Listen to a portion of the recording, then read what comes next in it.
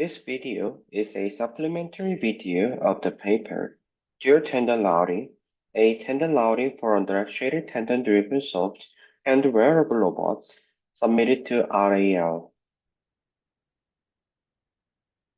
Underactuated tendon routings have been used in soft and wearable robots due to its advantage of enabling adaptable motions with fewer actuators. However, previous underactuated tendon routings suffer from practical issues such as size, friction, and elongation issues. The most common method for designing underactuated tendon routing involves the use of movable pulleys. However, this approach is generally avoided in soft and wearable robots due to the traveling length required for the movable pulleys. This is because these robots are designed to be worn by humans, making the minimization of the end effector size a critical requirement. For this reason, researchers have developed their robots using only the fixed pulleys by removing the movable pulleys. However, this approach increases many curves in tendon routings, as shown in this figure. Since the friction occurs at the curve of the tendon routing, the friction applied to the tendon is not negligible in this routing.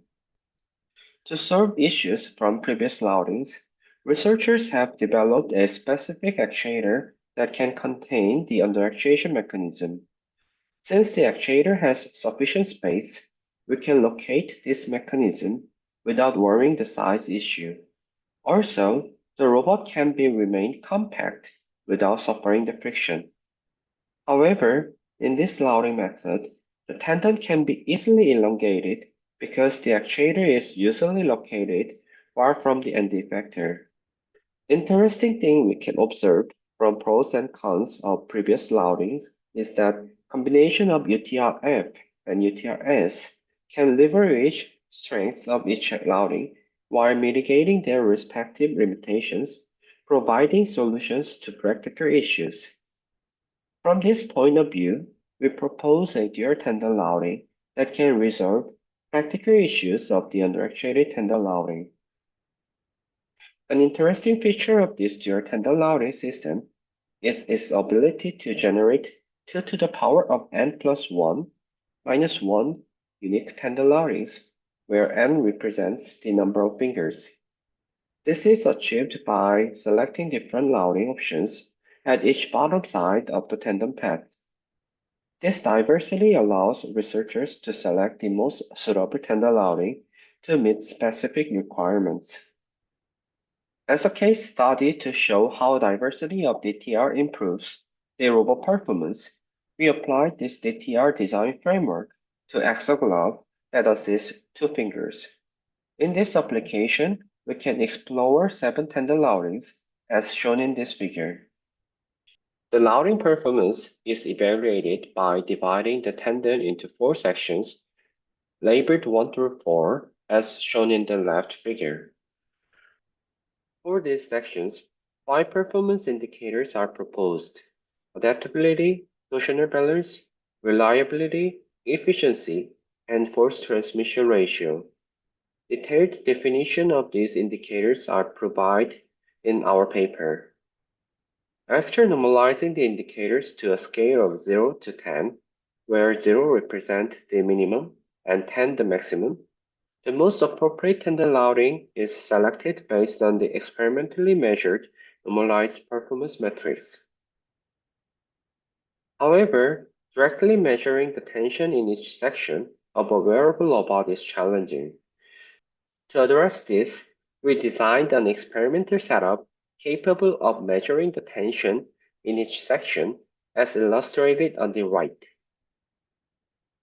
After obtaining the tension distribution of 7 tendon routings, as shown in left figure, the most appropriate tendon routing for our application is chosen as TR3 by evaluating them with 5 normalized indicators. From the previous results, we have developed Exoglove 2, a next version of Exoglove, using tendon routing 3 that can reduce the hysteresis. Also, Since the friction at the flexor is significantly reduced, we could replace the extensor with passive extensor. Therefore, it was possible to use a single actuator. In addition, the robot contains a tension sensor at the glove in a compact size. This was possible due to the geometric benefit of this routing that the both end of the tendon is attached to the end effector. We have attached the load cell at the end of the tendon in a compact size to measure the tension. The performance of the Exoglove 2 is validated using a dummy hand. Also, to show how the proposed routing has improved the robot performance, we conducted experiments with two robots, one with previous routing, TR2, and one with proposed routing, TR3. The first experiment measures fingertip force at two fingers. In this experiment, the robot with TR3 applied more even force to two fingers. Therefore, difference of fingertip force was less in the proposed robot compared to the robot with previous tendon routing. We also measured hysteresis of the robot. For this, angles of the index and middle finger joints are measured using motion capture cameras. When the robot with previous routing makes motions, the joints did not recover to its original posture, and the overall motion pattern was not uniform. However, when the robot with proposed routing, TR3, makes the flexion motions, the joint recovered more, and the overall motion pattern was more uniform. When we plot the same result in actuation stroke domain rather than in time domain, we can see more dramatic difference between proposed robot and previous robot. However, although the proposed routing successfully removed friction at the tendon, we could find a small amount of hysteresis. To further remove this hysteresis, we have used passive tendon as an extensor. The graph shows that the use of passive tendon successfully removed hysteresis. Dual tendon routing addresses practical challenges such as friction and tendon elongation by combining existing underactuated tendon routing methods. A notable feature of the TR is that it offers 2 to the power of n plus 1 minus 1 possible tendon routing configurations, where n represents the number of fingers. In this paper, we applied this DTR framework to develop the Exoglove 2. This approach provided several key benefits. It improved the robot's underactuation performance by reducing friction, minimizing motion hysteresis, and enabled the use of passive tendons as extensor without the typical drawbacks. Additionally, it facilitated the integration of compact tension sensors. For further details, please refer to the project website and the full paper.